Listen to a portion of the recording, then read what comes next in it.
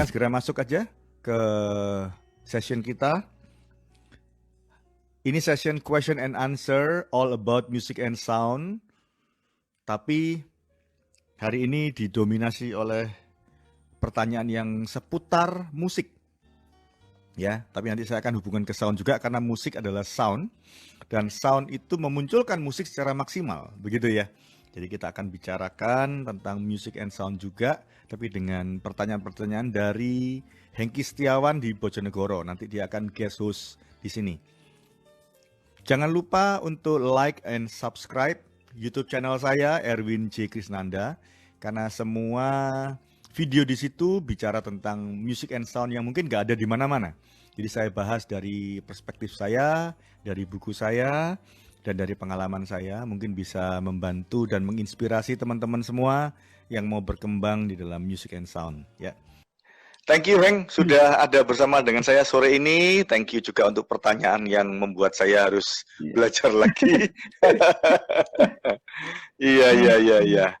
Oke. Hengki ini di Bojonegoro, pemain musik juga, soundman juga, semuanya bisa. Tapi hari ini akan memberikan pertanyaan ke saya untuk saya coba jawab. Iya. Oke, iya belum ada video Hengki katanya. Tapi supaya enggak cuma menunggu video, nggak apa-apa ya, anggap aja Hengkinya pakai radio. Nah, pakai radio. Apa sih yang perlu kita pertimbangkan kalau kita mau aransemen ulang sebuah lagu gitu loh? Kalau sekarang kan istilahnya kan apa namanya? Kalau yang tren gitu mungkin ya kok sekarang ya. Jadi semua lagu kalau misalkan kita spesifik di gereja-gereja gitu kan arahnya kayak ke gospel semua gitu loh. Gospel, iya. Dikit-dikit nanti di gospel, dikit-dikit di gospel gitu loh. Digospelin, dicop-cop. Nah, apakah Iya. Sebenarnya apa sih yang perlu dijadikan pertimbangan gitu loh? Apakah cuman masalah yang ngetren atau yang mungkin lagi seneng dimainin pemain musiknya gitu loh? Iya, betul. Jadi memang ada tren yang baik namanya rearranging atau rearrangement ya. Jadi kalau ada lagu, contohnya di gereja, lagu yang sama itu bisa dimainkan berkali-kali ya. Mungkin lagi ngetop lebih enak banget mainnya di umum 3 kali nyanyi terus di pada wanita juga nyanyi, di pemuda nyanyi, akhirnya menjadi ya mulai bosen lah walaupun lagunya memang enak, sudah dipelajari aransemennya main dengan bagus, tapi ada baiknya kita membuat tidak bosan ya. Jadi saya pikir kita lihat dari aspek tujuan dulu ya. Kenapa ada rearrangement? Nah, rearrangement itu yang pertama memang adalah untuk creativity. Maksudnya kita tidak hanya melulu main nembak gitu ya.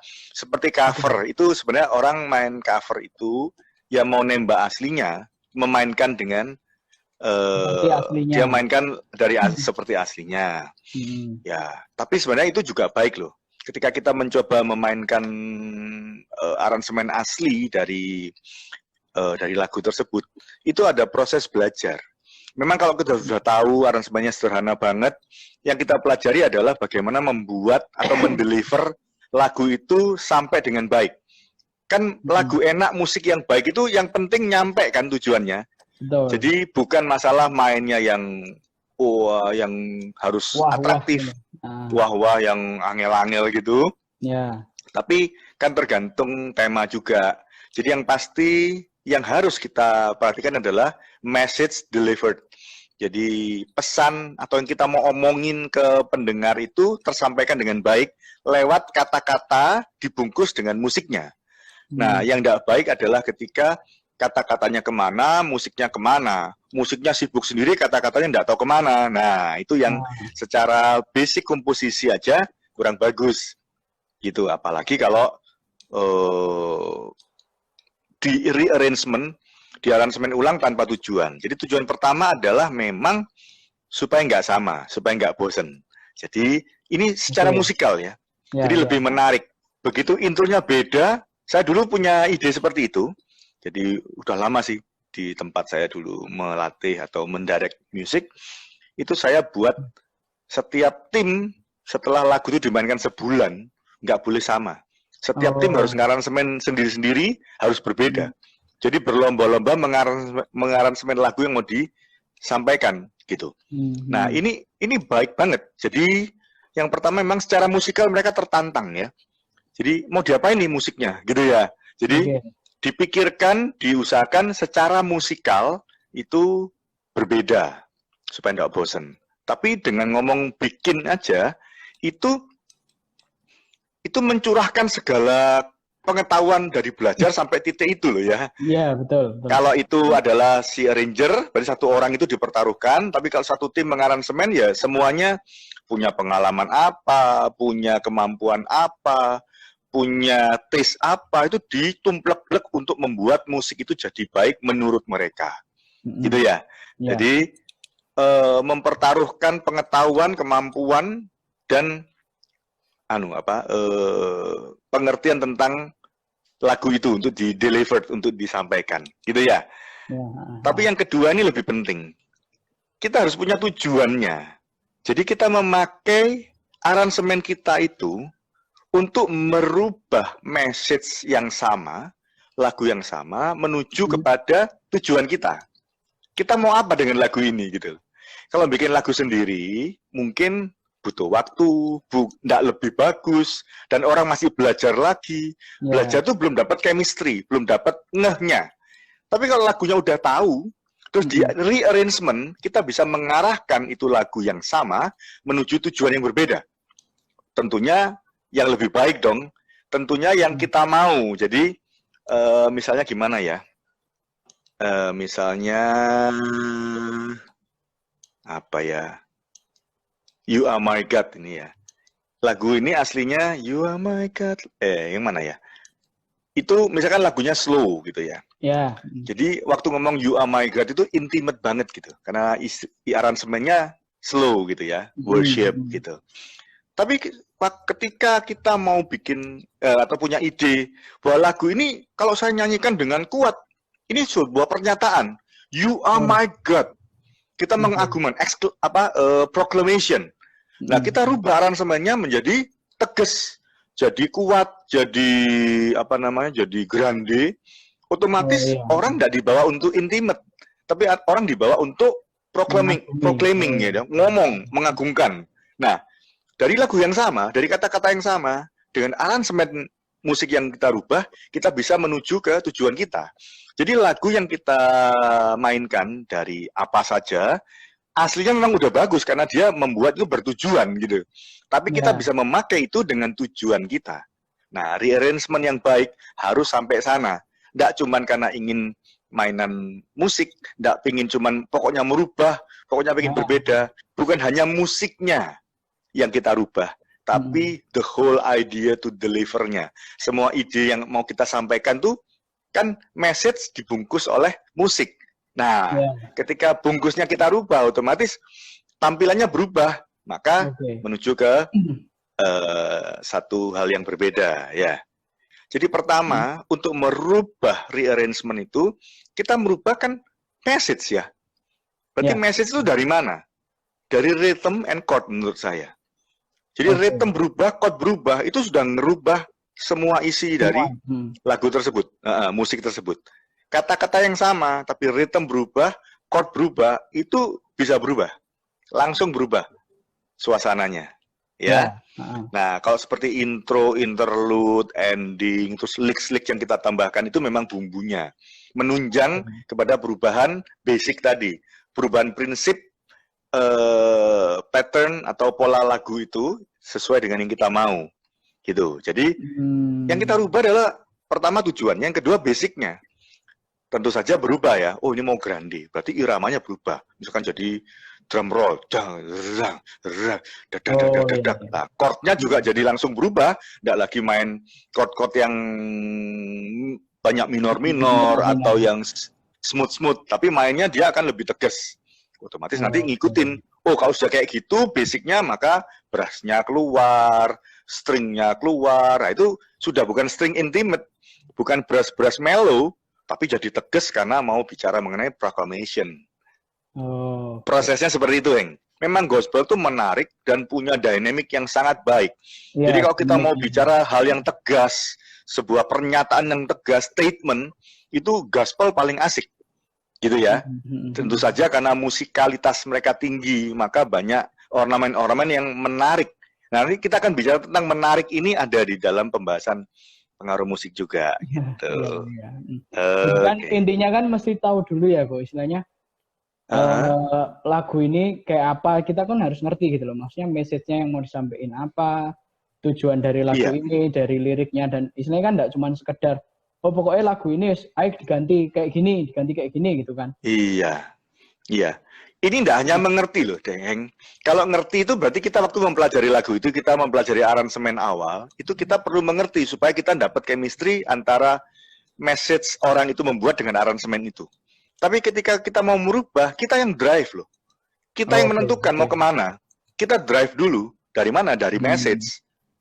Message yang sama. Artinya kata-kata yang sama, kita punya kita punya tujuan yang berbeda tadi.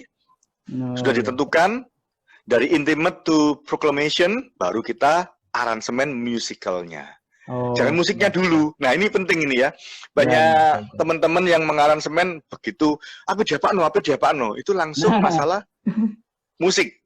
Pasti pertama irama. Oh, irama yang ini dhisik gitu, irama terus ngikut. Oh, asik-asik. Pasnya mainan. Oh, asik-asik. Ayo jadi. Itu enggak bertujuan. Tapi memang fun ya. Ya semoga berhasil gitu. Ya. Memang menarik. Salah satu tadi kan menarik supaya beda, enggak bosen, menarik gitu ya.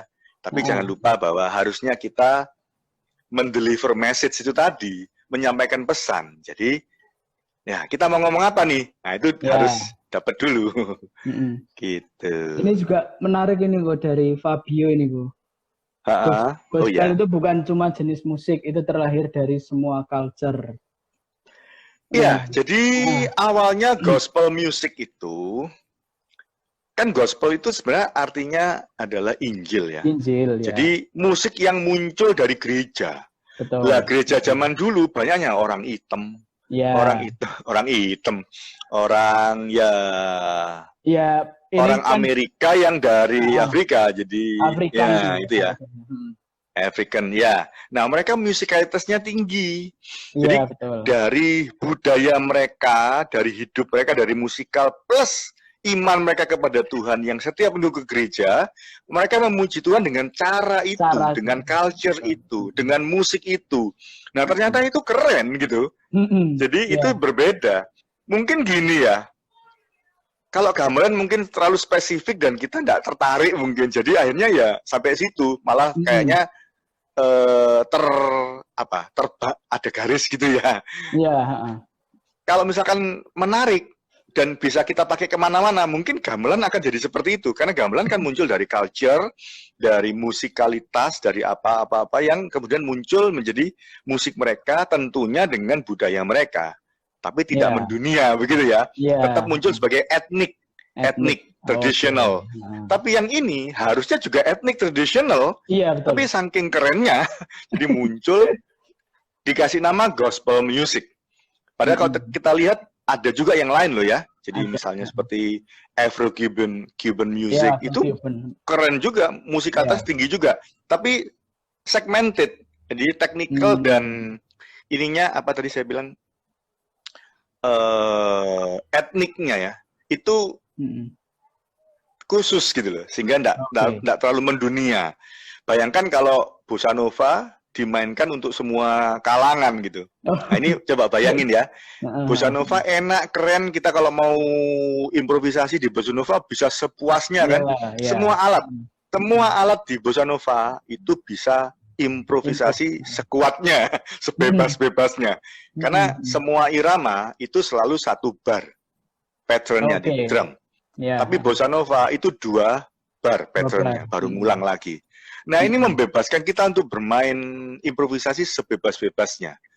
Tapi karena seperti itu, maksudnya kekuatannya itu di situ, nggak bisa semua lagu kita pakai di situ kan? Iya. Gitu. Lagunya kata-katanya kuat kita mainkan dengan bossa nova, jadi soft lagi gitu. Relax. Sama dengan dangdut, dangdut. Ya. Mau pakai lagu apapun, kalau kita lihat musikalnya, ya udah berhenti di situ gitu. Sama. tetap bisa dinikmati, tapi bentuk yang sama, gitu, segmented sekali. Nah, kebetulan yang gospel ini bisa mendunia, gitu ya. Salah satu ya karena atraktifnya itu ya, atraktif baik di teknik, atraktif di telinga juga, di ornamennya, dan tentunya orang-orang yang bertalenta di situ memang high skill semua ya, penyanyi-penyanyi baik kebanyakan orang-orang hitam, orang-orang itu. Terus di Indonesia pun kebanyakan orang Ambon gitu ya. Memang itu karunia khusus untuk mereka di musik. Iya. Ada orang kulit putih memang kok, pengen belajar gospel. Dia tanya ke satu gereja, aku ajarin aku gospel. Nah, orang hitamnya bilang, loh, kalau kamu mau belajar gospel jangan cuma belajar ininya aja, tekniknya. Kamu gerejawan di sini, ya toh. Kamu ngerti budaya kita. Soalnya apa? Soalnya itu cara kita ngomong gitu loh. Itu bahasa kita. Bahkan ini di sana, di Amerika? Di Amerika. Gitu loh. Jadi kalau dia ngomong itu, kalau belajar sih, kalau di sini anak-anak kecil aja ngedrumnya sudah kayak gitu loh. Iya. Mereka soalnya juga mereka nggak ngomong kalau ini genre gospel gitu loh. Iya. Memang cara mereka main kayak gitu, dinamis banget gitu loh. Bangun tidur, itu sudah gospel ya. Ini saya ulas sedikit ya. Antara teknik dan soul itu berbeda. Kalau mempelajari tekniknya aja bisa ditulisin, suruh latihan pelan-pelan sampai cepat dia main bisa. Tapi dapatkan soul atau nanti mau nge-groove itu harus dapat soul-nya dulu. Betul. Kalau enggak aneh nanti gitu, enggak bisa masuk ke situ. Jadi saya dulu sempat belajar tentang Afro-Cuban rhythm. Itu gurunya awalnya ketika memulai dia cerita dulu dari mana rhythm ini. Oh ternyata orang Afrika itu dia pergi ke Amerika Selatan, Amerika Latin. Mereka ada basis itu menggabungkan karena di Amerika Latin ada musik Latin awal di situ, terus orang Afrika datang, mereka kolaborasi. Nah itu harus dipelajari asal Afrikanya apa, asal Amerika Latinnya apa, sehingga bisa mempelajari dan mendapatkan feel yang pasti begini. Feel itu dimunculkan secara, kalau saya kemarin bicara mengenai tubuh, jiwa, dan roh itu, tubuh itu lebih ke teknik, jiwa itu rasa. Nah, merasakan ini. Jadi kalau tepuk tangan misalkan ya, orang di sini kan, ayo nyanyi, 1, 2, 3, iya, nah, tepuk tangan, 1, 2, 3, 4. Tapi kalau orang di Amerika Latin, mereka tepuk tangannya klave kan. Klave ada song klave, ada rumba klave. Jadi semua orang kalau tepuk tangan nggak ada, ayo nyanyi yuk, tuh, nggak ada. Mereka begitu nyanyi langsung. Nah, ini sudah dapat groove langsung, groove Latinnya. Jadi ini bedanya ya. Mempelajari teknik saja dan mempelajari feel itu harus sampai ke situ memang. Jadi setelah saya pelajari historinya, terus saya dapetin klavenya ini, walaupun saya sudah bisa Latin, tapi itu dipastikan bahwa ketika memainkan teknik-teknik irama Latin, kita tetap refer back to feel itu gitu. Iya. Ini sudah lebih jauh daripada rearrangement ini. Kalau rearrangement lebih ke arah format ya, format. Terus lebih ke arah message tadi. Ketika seseorang memainkan drum, itu dia mengekspresi dan sebenarnya dia mengaransemen diri sendiri itu ya. Iya, betul. Jadi dia mengaransemen drumnya untuk masuk ke aransemen besarnya gitu. Iya. Tapi yang dia mainkan itu adalah ekspresi. Ekspresi itu apa? Ya bisanya dia apa, ya taste-nya dia apa, dan dia yang dia nikmati apanya. Kalau itu dia keluarin, itu jadi aransemen dia karena dia ngatur kan, arrange. Nah, akhirnya orang main, oh ini enak. Kalau pemain tidak ada arrangement pribadi untuk masuk ke aransemen besar, maka dia asal pukul. Nanti akhirnya itu fill-in-nya sembarangan, banyak fill-in nggak tahu kapan first chorus, kapan climax, sama terus. Akhirnya nggak bagus permainannya. Jadi individual player itu kebanyakan bagus bila dia bisa ngaransemen diri sendiri di Iya. alatnya sendiri-sendiri, Hmm. ya. Terus dimasukkan ke aransemen besarnya. Oke. Masuk ke pertanyaan berikutnya. Ini kan juga Mm-mm. ada penelitian-penelitian kayak, jadi ya bukan cuma musik sih, kita masuk ke suara Iya. juga. Itu kayak, ya yang kayak pertanyaan gitu loh, apakah ada kekuatan tersembunyi gitu loh? Maksudnya di dalam suara atau frekuensi itu sendiri atau musik. Jadi contohnya aja misalkan kayak model-model ada healing musik, ada istilahnya ini musik untuk ini bisa apa? Menenangkan, bisa bikin rileks atau frekuensi tertentu atau apa kayak gitu-gitu loh. Itu maksudnya bener enggak ya kayak gitu? Iya, tapi minor mayor itu kan sebuah suasana yang diciptakan untuk kita kepada sebuah musik yang kita aransemen yang kita buat ya. Menurut saya itu masih belum bicara mengenai healing dan sebagainya. Jadi bukan berarti karena yang saya tahu healing itu atau musik yang healing itu yang ada di mana-mana itu tidak tergantung pada mayor minornya. Jadi pendekatannya beda. Kita mau bicara dari mayor minor dipakai atau musik healing yang memakai mayor minor gitu. Jadi mayor minornya yang berpengaruh atau musik yang memakai mayor minornya ini. Karena kalau yang musik yang memakai, dia tidak hanya care about mayor minor, bisa frekuensinya, bisa pokoknya banyak hal yang salah satunya mayor minor gitu. Jadi kalau kita bicara mayor minornya aja itu lebih ke arah aransemen kalau saya. Jadi kita mau buat moodnya gitu. Kalau kita ngomongin yang kayak kekuatan musik ini gimana ya? Jadi konsepnya ini gimana nih? Maksudnya ya bener enggak musik ini punya kekuatan sampai kayak gitu loh. Soalnya di internet itu aku cari-cari kok rame juga gitu loh. Rame juga. Ya, ini saya setelah ada pertanyaan, saya aware, saya mencari, dan tentunya saya berdoa. Jadi saya nggak mau membahas ini hanya sebagai knowledge. Kalau knowledge itu berarti pemakainya adalah umum, kemudian juga luas sekali. Jadi detect-nya sulit gitu loh. Jadi kalau kita ngomong, ini yang susah itu ketika bicara musik itu menyembuhkan, musik itu healing. Nah itu kan harus dibuktikan kalau memang iya. Nah yang buktikan itu kan kalau lihat orang lain terus kita pakai kan belum tentu. Tidak ada kepastian seperti misalkan nek flu pakai obat ini pasti selesai flu-nya. Nah, itu kepastian. Musik kan nggak ada. Nah saya mau bahas dari segi-segi yang saya pelajari ya. Saya ngomong mengenai bahwa musik itu punya pengaruh. Nah sama ya. Kalau itu pengaruhnya sampai sana, saya bicara start dari pengaruh dulu. Pengaruh musik itu ada 3 kepada manusia. 1 kepada tubuhnya, 2 kepada jiwanya, 3 itu kepada spiritnya.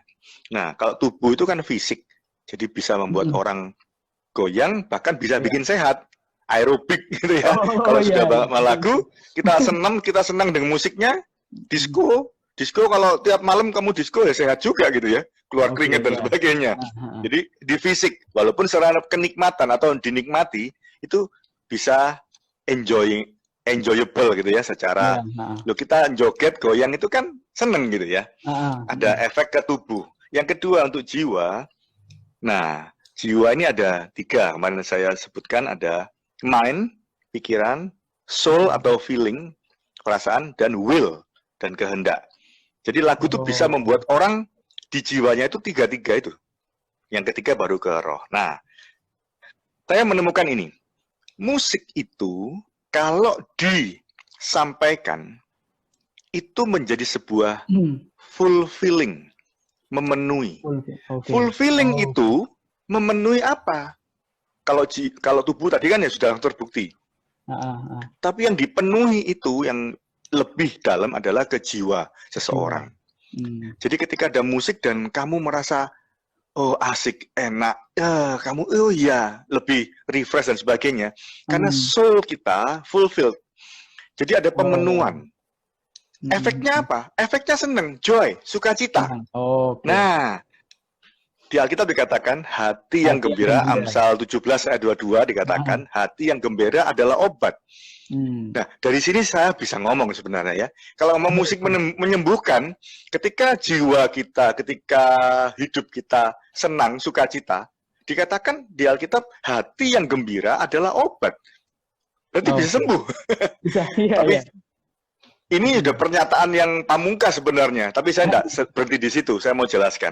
Tapi di sini bisa loh, sudah ketemu ya bahwa ya musik membuat kita fulfilled, membuat kita joy, dan joy itu membuat kita hati gembira. Hati gembira adalah obat. Ini firman Tuhan, ya.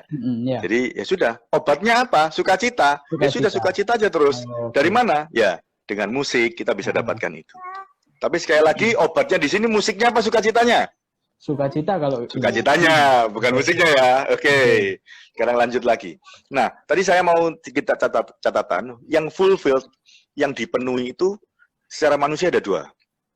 Satu kalau dia musician, yang satu kalau dia orang awam. Kenapa saya bedakan? Karena kalau musician kan lebih attach, lebih nyambung sama musik. Iya. Kayaknya dia tidak akan berharap musiknya nyembuhin dia secara penyakit loh ya. Oke. Dia akan dipenuhi secara jiwa musikalnya. Efeknya jadi seneng, jadi sukacita, dan mungkin bisa sembuh, tapi tetap harus minum obat gitu. Tapi semuanya sukacita. Seseorang yang susah mungkin lebih sulit untuk sembuh gitu ya. Music fulfilling our soul. Kalau orang musik mungkin lebih tidak berharap obatnya di musik. Tapi kalau orang awam dikasih tahu, musik bisa menyembuhkan, dia cari itu. Tapi dia tidak mendengarkan musik secara the whole music loh ya. Kalau orang musik kan dengarkan musikalnya. Kalau orang awam mungkin tidak terlalu care gitu loh. Oh, nadanya tok enak ya sudah. Kata-katanya tok ya sudah gitu loh. Tapi dia tidak dapatkan musicality-nya. Nah, ini lebih berbahaya. Artinya dia lebih bisa ketika dikatakan musiknya bisa menyembuhkan. Dengan gampang ngomong musik itu obat. Dia cari obatnya gitu loh. Enggak peduli obat model apa, musik ya wis. Tapi kan tidak musikal gitu kan. Nah, ini saya pilah-pilah dulu. Yang berikutnya. Kalau tadi musik itu adalah membuat sukacita dan hati yang gembira adalah obat. Yang kedua, saya mau ngomong bahwa musik itu juga dipakai di dalam penyembuhan. Jadi ini saya pelajari khusus, yaitu music therapy. Terapi musik itu tidak pernah jadi dominan atau utama. Jadi musik terapi itu selalu secondary. Jadi ketika seseorang punya masalah dan harus secara psikologis, secara psikis atau psikologisnya harus dibantu, itu yang bisa membantu ke sana salah satunya adalah musik. Tapi tidak pernah utama. Jadi selalu ada cara-cara utama dari pelajaran psikologi atau psikis tadi untuk membuat terapi atau membuat penyembuhan atau berusaha. Tentunya tidak ada jaminan di sini, tapi dengan itu semua itu mereka lakukan secara psikis kepada psikis yang bermasalah, gitu. Nah, salah satu yang dipakai adalah musik, karena musik menuju ke jiwa tadi. Jadi misalkan untuk orang yang lupa kondisi dan sebagainya, orang agak tua, pikun, itu bisa diterapi dengan musik. Dia ingat atau dicari, yang dulu dia ingat musik apa waktu zaman mudanya. Oh, orang ini agak tua, dulu waktu tahun berapa dia umur 20-an musiknya ini, di setel lagu itu, dia bisa ingat, bisa men-trigger ingatan dia. Tapi catatan saya, karena saya sempat belajar juga, music therapy itu always secondary. Dan tidak ada jaminan. Jadi contoh kalau kita harus terapi seseorang, itu kan kasuistik ya, tidak bisa diglobal. Misalkan ada seseorang punya masalah dengan psikis, datang ke saya akan melihat kondisinya seperti apa, dan saya harus menentukan, opone dhisik sing mau dibenerin gitu. Yang dituju apa? Tidak bisa macam-macam, ya cuma 1-2 tujuan. Nah, dari situ dibuatin kurikulum untuk terapinya. Oh, untuk ke sana maka tak kasih musik ini. Oh, dia tak latih ini. Oh, tak ajak nyanyi. Itu dibuatin kurikulumnya. Itu dicobakan ke dia selama kurang lebih 2-3 bulan. Kalau itu sudah sampai titik yang kita kurikulum kita buat, kita evaluasi. Setelah itu ada beberapa tindakan. Yang pertama, kita coba lanjutkan kalau ternyata ada efeknya, ya. Kalau ada efeknya, ada hasilnya, kita lanjutkan. Yang kedua, kalau tidak ada efeknya, kita coba cari cara yang lain. Yang ketiga, kalau kayaknya nggak bisa, nggak nyambung, ya di stop, dilepas, gagal. Loh, berarti tidak ada jaminan loh ya. Cuman sebuah pendamping yang baik, karena musik ini membuat orang tenang, membuat orang konsentrasi minimal. Ketika musik jalan, orang itu kalau sudah attach ke musiknya, kecuali dia nggak care ya, ada musik jalan nggak dianggap, ya nggak masuk. Tapi kalau dia dengar musik itu, dia akan attach ke situ. Jadi yang kedua, musik dipakai di dalam penyembuhan. Berarti dia tidak menyembuhkan sendiri dan dia bukan obatnya, gitu ya. Kalau bicara musik menyembuhkan, berarti kan musik itu obatnya. Musik itu yang melakukan penyembuhan. Nah, ini yang ketiga yang saya sampaikan. Musiknya sendiri menyembuhkan. Music healing, heals. Nah, bisa bedakan ya. Tolong bedakan. Yang pertama tadi, musik itu cuma ngefek tok kepada jiwa, memberikan sukacita dan membuat gembira. Dan ternyata Tuhan bilang, ini yang tidak ada, yang orang tidak selalu bicara ya, tapi kita harus bicara ini. Hati yang gembira adalah obat. Jadi tidak usah bicara mengenai yang lain-lainnya, asal musik ini membuat orang itu gembira, dia akan seperti obat, gitu ya. Yang kedua tadi, musik dipakai di dalam penyembuhan, berarti tools, sebuah pendamping, gitu ya. Yang ketiga, ini yang mungkin menuju ke pertanyaan tadi, musiknya menyembuhkan. Nah, ini saya harus bahas ini. Kalau musiknya yang harus menyembuhkan, berarti musik itu obatnya. Orang akan bergantung kepada musik itu. Karena musik itu mengefek ke dia seperti obat. Bagaimana kemudian musik ini bekerja kalau sampai bisa punya pengaruh? Yaitu, ini diperhatikan, seseorang yang main musik, memainkan musik, berarti dia yang drive ya, mungkin seperti tadi mayor minor dan sebagainya, dia yang driving that music untuk menjadi sesuatu yang nyampe kepada seseorang. Berarti yang penting bukan musiknya lagi loh. Yang penting who drives the music, who use the music, ya. Ya maaf, saya tidak mau dengan kata musik menyembuhkan. Akhirnya musik ini diagung-agungkan, menjadi sesuatu yang besar dan menjadi obat. Bahkan orang tidak lagi bergantung kepada Tuhan, akan bergantung kepada musik. Karena musiknya keren, musiknya sakti. Tidak, saya mau bawa bahwa musik ini adalah tools. Nah, saya kembalikan kepada ini. Bahwa musik itu diciptakan Tuhan. Tujuan awalnya adalah untuk menyembah Tuhan. Media atau sarana untuk menyembah Tuhan. Tuhan suka penyembahan yang dengan musik. Untuk itulah dia menciptakan musik. Ini harus ditangkap dulu untuk semua teman-teman, terutama yang Kristen ya. Bahwa musik diciptakan oleh Tuhan sendiri karena Tuhan yang mau. Tuhan yang suka dan senang bahwa penyembahan kepada dia diiringi musik. Itu tujuan awal yang kita tidak boleh lepaskan. Selebihnya itu adalah sesuatu yang menurut saya Tuhan baik gitu loh. Sehingga musik ini kita bisa pakai untuk apa saja. Gitu. Tidak salah. Bunyi yang diterima seseorang, kalau tadi adalah nada-nada, itu comforting, membuat orang tenang. Tapi ada yang lebih fisika ya. Lebih ke arah ilmu atau scientific. Yaitu frekuensi. Frekuensi. Jadi orang yang tidak menganggap itu musik, yang dia terima itu adalah frekuensi. Nah, saya pelajari bahwa frekuensi di atas 100 Hz itu yang mempengaruhi telinga kita. Karena kayak suara jelas, artikulasi, karakter, itu semua berbicara di definisi namanya, definition. Dan itu ada di frekuensi mid to high. Jadi 100 Hz ke atas itu membentuk definisi, membentuk karakter, membentuk pesan, dan sebagainya. Tapi 100 Hz ke bawah, itu mempengaruhi bukan telinga. Tidak punya arti, tapi ngefek ke badan, ke tubuh. Kalau tadi saya bicara tubuh selalu goyang, intinya having fun, right? Cuma seneng-seneng tok gitu. Jadi tubuhnya seneng bisa olahraga dan sebagainya. Tapi frekuensi di bawah 100 Hz itu ngefek kepada tubuh kita. Subwoofer itu kan selalu di bawah 100. Ya 100 lah. Ada yang 125. Tapi anyways, untuk fungsi, kalau 125-100 mungkin ngejar low frequency yang tercrossover untuk bunyi di subwoofer. Tapi specifically low frequency, the low and the lowest frequency, and the dynamic, the biggest dynamic itu ada di low frequency. Karena getaran speaker kan paling hebat di low, di speaker besar. Tendangannya paling gede kan di speaker besar, yang berdiameter besar. Nah, itu efeknya ada di mana?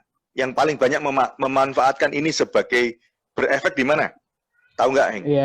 Nah, diskotik itu driving somebody. It's not about the ears. Mereka nggak pusing kata-kata ya, makanya musik disco kan sembarangan atasnya. Sorry ngomong sembarangan. Maksudnya pokoknya ngiringi, terserah. Ada kata-kata nggak ada, kata-kata diputer-puter cuma untuk da sama terus, mereka ngomong, misalkan hey you tok, diputer-puter, di remix. Kenapa? Yang mereka tuju adalah low frequency and dynamic. What drives that? Drive what? Maksudnya mengedrive apa? Drive tubuh. Jadi mereka enjoying itu bukan musical loh. Tapi tubuhnya di rhythm dan ditutuk-tutuk sama tendangan dep sama dem sama low frequency gem. Itu semua. Itu ngefeknya nggak pusing dengan telinga. Itu ngefeknya kepada tubuh. Ya. Dan itu yang dipakai bersamaan dengan ekstasi, dengan orang yang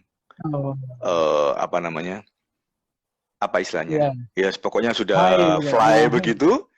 Kalau sudah fly, dia kan nggak mikir, terus mau dia lari dari kenyataan dengan fly kok. Jadi paket antara the fly and the low music, low frequency and the dynamic. Ini paket untuk memuaskan manusia, tapi di cara yang tidak baik. Bisa nangkep ya? Bisa nangkep ya? Jadi pesannya, pengaruhnya seperti itu. Jadi selama kita, ketika kita bicara musik punya pengaruh, itu harus tahu, ya, yang mana yang positif, mana yang negatif, mana yang kita drive. Dengan, tadi saya bilang kan, musisinya yang bisa ngedrive musik, mau kemana musik ini dipakai. Kalau memakainya salah, atau memang niatnya salah, ya bisa. Ada pengaruhnya juga. Jadi bahaya sekali kalau kita tidak mengerti dengan baik, pakai musik. Aduh, musik itu kan cuma seneng have fun, loh, apa dipikiri. Kalau kita tidak tahu itu, suatu ketika kita bisa kena pengaruh jahat, pengaruh salah, ya kan? Nah, sampai sini jelas ya. Saya lanjut lagi ya. Satu lagi bukti. Musik itu adalah seni. Kalau bicara musik, waktu saya bahas antara musik itu ada Lucifer dan sebagainya, musik itu kayaknya, ekstrim kanan dan ekstrim kiri. Wow, ini hitam, ini putih gitu. Jadi kita jadi lebih aware. Kalau kita udah aware, ya berarti hal yang tidak baik itu gampang terlihat. Padahal kan iblis itu bapak pendusta.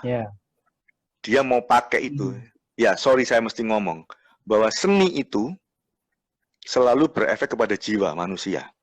Oke. Kalau musik dia mau cuma seni, berarti orang akan berkutat, nggak apa-apa kok, musik itu seni kok. Nggak ada jeleknya.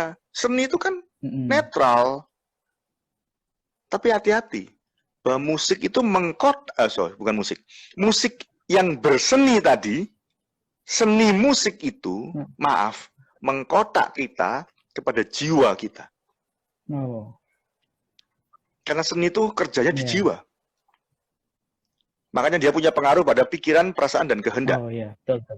Tapi ketika kita tahu bahwa musik itu diciptakan oleh roh Allah, di mana kita harus menyembah dalam roh dan kebenaran, maka seharusnya musik itu harus penetrasi, berpengaruh, dan digerakkan oleh musisi-musisi yang dipenuhi roh Allah.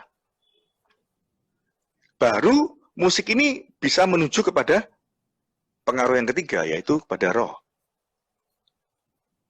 Iblis tahu ini, setan tahu ini. Maka dia akan mengkotak kita, orang yang seneng musik, orang yang mau belajar musik, wah udah belajar roh terus, wes habisin waktumu di musik. Toh seneng, bangga, asik dengan diri sendiri, asik dengan musiknya, asik dengan teman, asik dengan aransemen.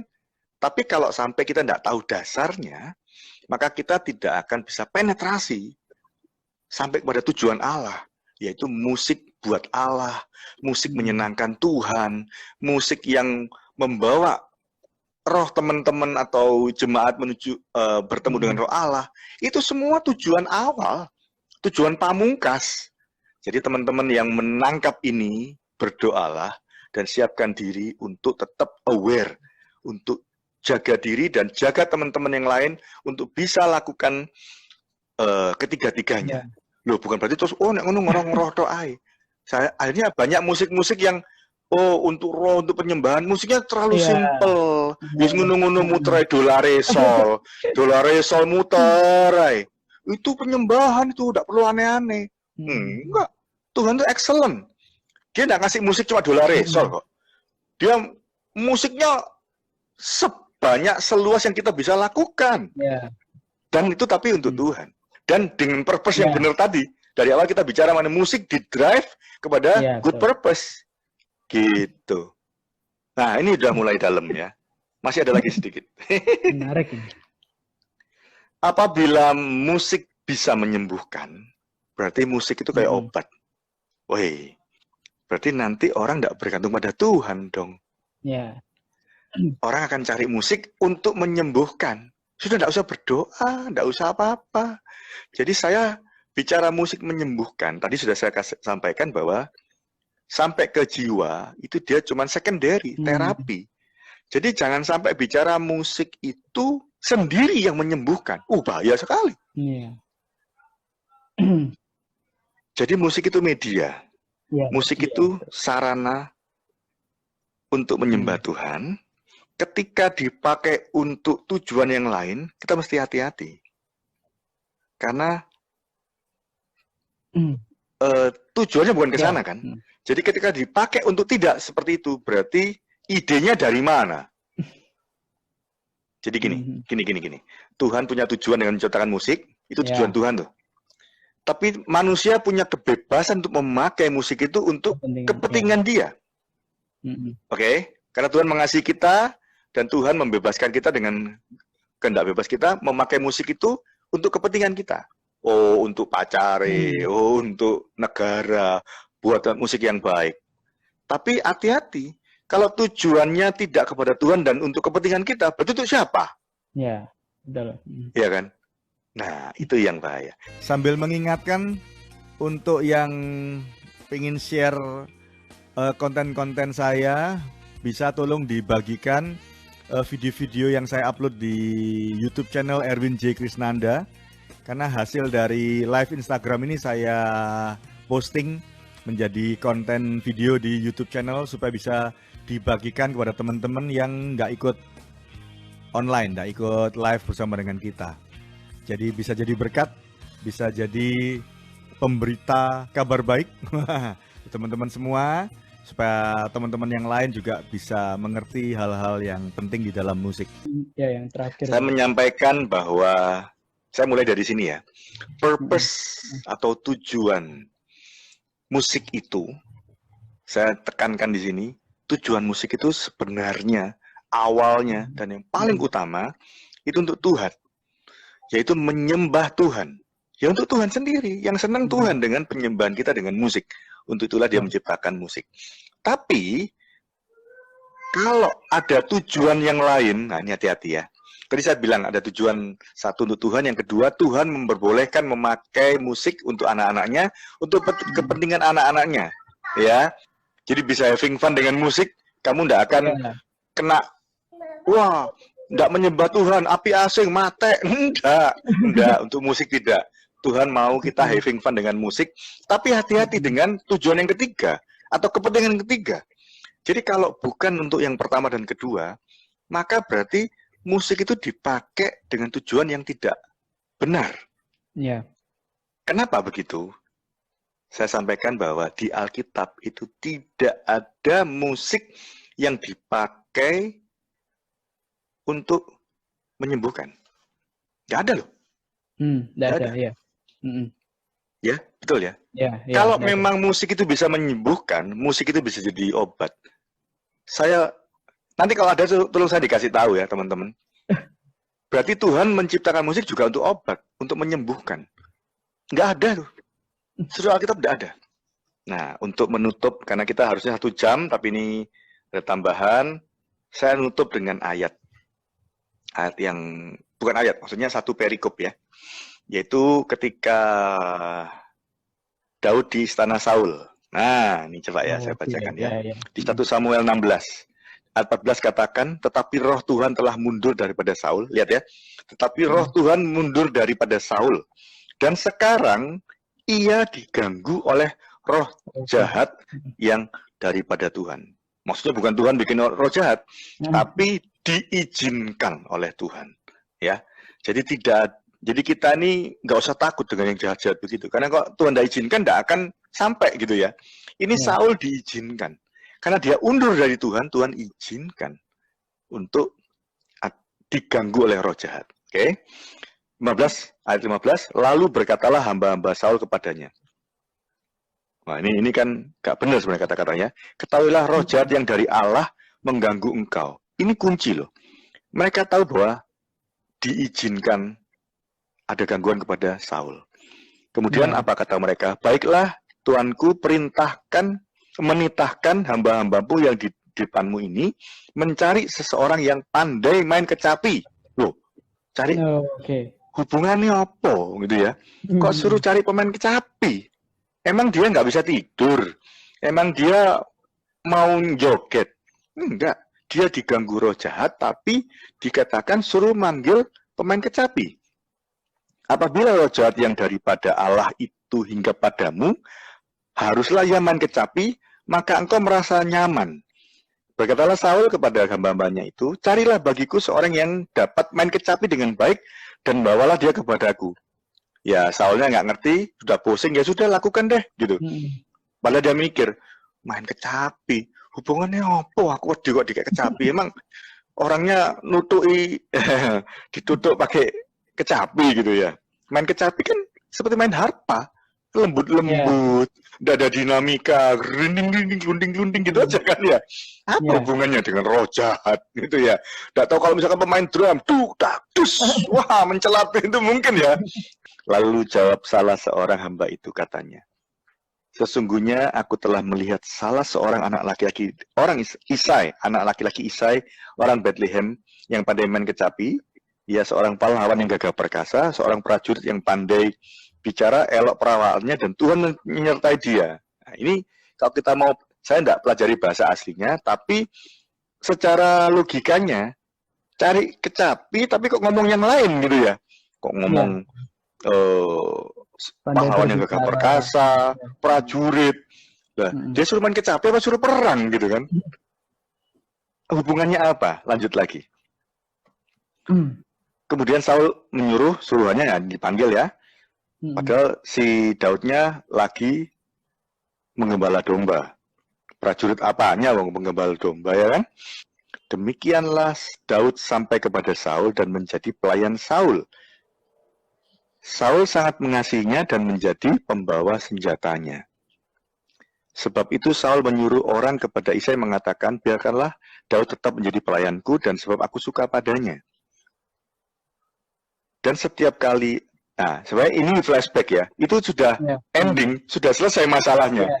Ini yang dikerjakan Daud.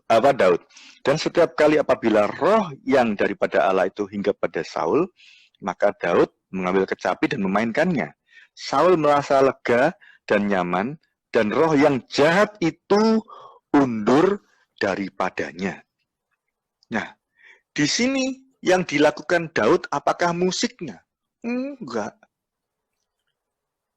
Orang main musik itu yang penting yang main. Musik ini mau dibuat apa? Nah, ketika latihan musik Ya nggak ada pengaruhnya musik itu. Wong latihan kok. Ada salah-salah, diulang berkali-kali sampai bisa.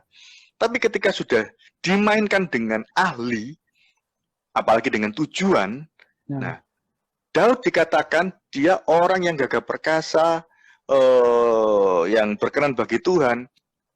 Pribadi inilah yang kemudian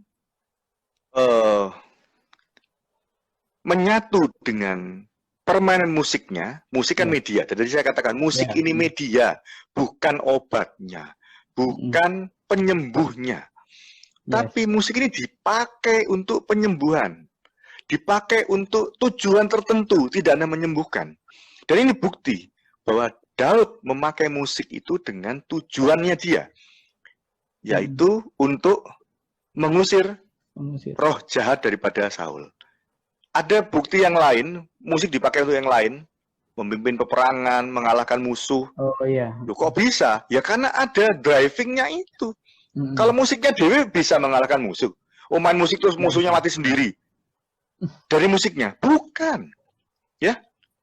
Kalau sampai musik itu dipakai memenangkan peperangan, yang menang adalah orang-orang yang taat kepada Tuhan, orang-orang yang bersandar pada Tuhan, orang-orang yang percaya kepada Tuhan dan memakai musik itu sebagai tools, sebagai alat, sebagai media dan sarana untuk melakukan pekerjaan-pekerjaan itu yang nantinya kita bisa sampaikan istilahnya adalah prophetic ministry. Musik adalah prophetic ministry atau prophetic music, itulah yang nanti menjadi pamungkas atau kalau tadi saya sampaikan bahwa kita memakai musik itu menuju atau mempengaruhi kepada tubuh, jiwa, dan roh. Di dalam kita memakai musik sebagai orang rohani, itu tidak hanya menyembah Allah yang adalah roh, mengajak orang-orang yang sudah di dalam roh untuk bersama-sama menyembah Tuhan yang adalah roh, tapi ada pekerjaan lain yaitu prophetic ministry. Maka musik prophetic music itu akan dipakai untuk mengerjakan hal-hal seperti ini. Bisa menyembuhkan, tapi bukan musik yang menyembuhkan. Bisa mengalahkan musuh, tapi bukan musik yang mengalahkan musuh. Musik adalah medianya. Jadi kalau teman-teman nanti membaca banyak artikel tentang penyembuhan musik, itu akan dijabarkan adalah pemakaian-pemakaian hal-hal yang tidak musikal sebenarnya. Bisa frekuensinya, bisa apanya. Loh, kalau musiknya disajikan secara lengkap, dia hanya comforting tadi, membuat joy, membuat sukacita, dan hatinya gembira. Hati yang gembira adalah obat. Jadi pengertiannya jangan dibalik-balik gitu ya. Jangan sampai kita disesatkan dengan pengertian, akhirnya musiknya yang menyembuhkan. Berarti musik itu obat, yang dicari musiknya. Tuhan orang tidak cari Tuhan lagi, orang akan cari musiknya. Tapi kesimpulan saya, ketika musik itu dipreteli, dia bukan lagi musik. Berarti itu yang make bukan orang musik. Berarti bukan lagi sesuatu yang the whole idea of music yang kita enjoy, yang kita comfort tadi itu. Kalau dia full the whole enjoyed, kita menikmatinya, itu pasti sukacita. Karena soul kita dipenuhi oleh sukacita itu. Dan sukacita itulah hati yang gembira, itulah yang akan menjadi obat. Gitu ya. Itu bukan berarti jadi obatnya ya. Oh, sakit perut, nyanyi-nyanyi. Enggak juga, belum tentu sembuh. Tapi hati yang gembira itu membuat kita tidak sakit. Karena kita sukacita, senang. Gitu ya. Kan ada yang bicara juga bahwa penyakit tertentu karena pikiran, karena stres, karena dendam, karena iri hati, membuat penyakit. Kalau hatinya baik, hatinya sukacita terus, kan tidak ada pikiran-pikiran negatif. Maka dia akan tidak ada penyakit. Nah, seperti itu ya. Jadi gimana jadinya kalau nanti istilahnya kayak, ya mungkin kita kalau yang ngomong sampai roh kan, ya istilahnya kita musisi rohani ya, kok. Ya. Kalau semua musisi rohani ngerti tentang ini kan dahsyat banget gitu loh, kok. Jadi tubuhnya kena, jiwa kena, rohnya juga kena gitu loh. Iya. Ya memang harusnya begitu. Iya, makanya kan bisa jadi luar biasa gitu loh. Oh iya. Loh, kita ini luar biasa loh. Cuma belum semua spend time, spend life untuk pergi situ. Makanya kan kalau ada yang sudah sampai sana dan dipakai luar biasa, bisa-bisa nggak perlu pengkhotbah itu. Sudah penuh dengan hal-hal yang baik dalam sebuah ibadah. Tapi itu kan selalu saling mengisi. Jadi kita harus juga mendengar firman Tuhan dan sebagainya. Ya enggak, mungkin kalau sekarang kan mungkin masih kepake cuman tubuh sama rohnya aja. Mungkin cuman kepake jiwa sama rohnya aja. Mungkin kalau bisa whole package itu kan luar biasa. Hati-hati loh. Hati-hati loh. Kalau bicara tubuh dan jiwa saja yang menjadi tujuan kita, semua pemusik main itu. Betul. Orang main musik pengen sampai message-nya delivered. Oh, ini kata-kata tentang sedih, dia mau sampaikan benar-benar sedih. Kamu dapat sedihnya, berarti kamu dapat jiwanya. Betul. Iya kan? Tapi kapan bisa penetrasi sampai ke rohnya, mengajak jemaat menyembah roh Allah. Bahkan terakhir bisa terjadi pekerjaan profetik dari para pemusik, terjadi healing tadi bukan karena musiknya, tapi pemusik profetik yang memakai musik sehingga Roh Kudus datang dan melakukan pekerjaan profetik.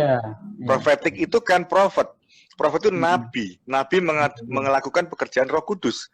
Jadi itu yang terjadi di dalam prophetic ministry. Jadi teman-teman yang hari ini mendapatkan poin-poin ini, mari mulai dari diri sendiri dan kemudian mulai bagikan ke teman-teman supaya apa yang kita lakukan akan menuju kepada apa yang Tuhan mau.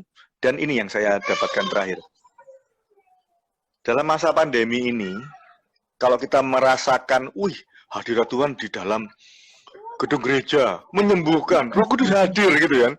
Itu kan ada merinding-merinding gitu mungkin, atau merasa dipenuhi begitu musik dengan sound system, dipenuhi Roh Kudus hadir menyelimuti kita, bertata dan sepujian.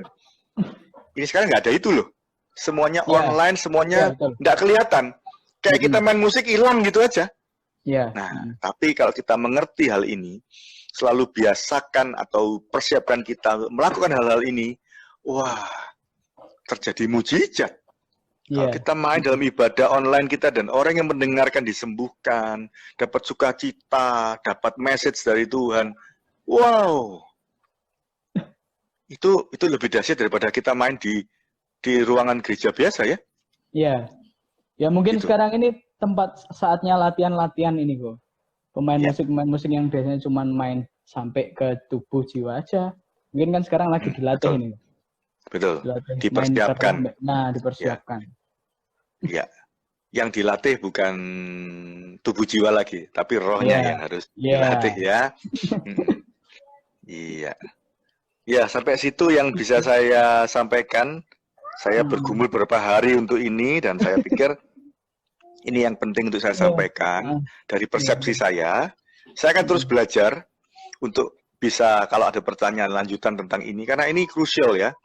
Orang yang tidak ada di sekitar kita yang tidak sama dengan kita mungkin tidak bisa nangkep ini.